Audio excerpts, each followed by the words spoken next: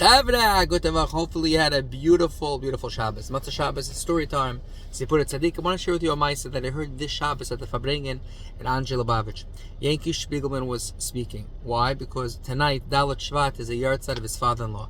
His father-in-law was known as Mikey Gottesman. Mikey Gottesman lived here in Montreal. His name is Michael Meir Ben Chaim, and his neshama shavan aliyah tonight. Today is Dalet Shvat is his yahrzeit. So basically, long story short, Mikey Gottesman was known as giving money and raising money so Jewish students should have kosher food to eat. How did this story happen? What was behind this? Long story short, one Friday he was in Cavendish Mall in Côte Saint-Luc. I'm actually driving into Côte Saint-Luc as we speak. Now, right near Cavendish. Look at that. Is that Ashkacha Pratis or what? Anyway, long story short, and he sees a few boys in line to a store to buy food. The only problem is they're on a store. The store was called McDonald's. He went over to them, guys, what are you doing here? And basically they said, whatever it is, we don't need kosher. He said, is it okay if I buy you kosher food right here? There's a kosher restaurant. You'll buy kosher food. He said, okay. And he bought them kosher food. Either they didn't buy it because it was more expensive, whatever it was, they didn't know. Long story short, the next week he comes back and buys them again kosher food, and more boys come. Until this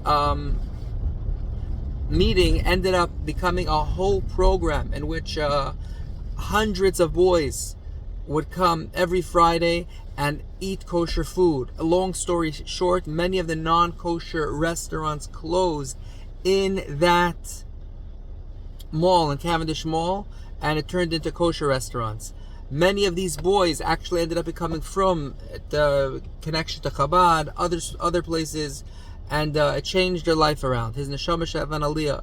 And I want to say one more point. He mentioned one of the boys went over to him and he said, Mikey, why did you do this? Like, why did you start this? You know, you could have just went on your life. So you saw boys about to buy non-kosher. Next, okay, what do you care?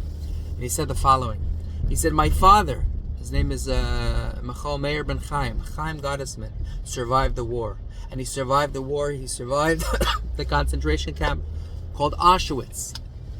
And he said, Mikey said about his father that there were times where he had non-kosher meat, scraps or whatever it was, non-kosher, and he would trade those pieces of meat just to get potato peels or something else that he can eat. In such a place, he had Mesiras Nefesh to do as much as he could to keep kosher. Not to eat the non-kosher meat and to eat potato peels and whatever instead. And he said, here I am in Cavendish Mall, I see Jewish kids in line for McDonald's when you have a kosher restaurant there and a kosher restaurant there. He said it can't happen. And what he do, he bought them kosher food, and this beautiful campaign is going on till today. I don't know the details, but I believe it's being run by Chabad of Côte Saint-Luc, Rabbi Levi Raskin, where so many people are eating kosher because of Mikey Gottesman. And why did he do it? Because his father in Auschwitz traded meat to eat for potato peels. You see? He wasn't just, doing it for himself. Little did he know that hundreds, and maybe even, I don't know numbers, thousands of Jewish boys and girls would end up eating kosher because he made an effort to eat kosher in Auschwitz. May Michael Meir Ben Reb Chaim and Shom have an aliyah. He should have a lot of nachas from his children and grandchildren, and may he be reunited with them with the coming of Mashiach. Hagotavach. All the best. That is Yankee Spiegelman, and on his left, his father-in-law, Mikey Gottesman, Alav Shalom. I just listened to the story I posted. I want to correct one detail. I said that every Friday, hundreds of students. What I meant to say is that over the years, there were hundreds and thousands of students that participated in this program. From an average Friday, there could be 50 to 60 students that participated, but the impact is beyond words.